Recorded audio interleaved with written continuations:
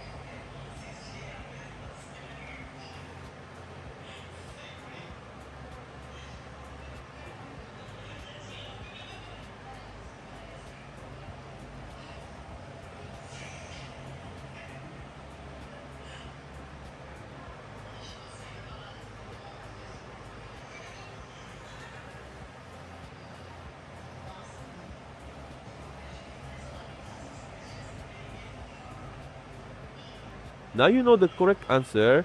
If you got it right, comment below. If you got it wrong, don't worry. This type of expression tricks many people. Leave your like and subscribe to the channel and follow the upcoming challenges. See you in the next video.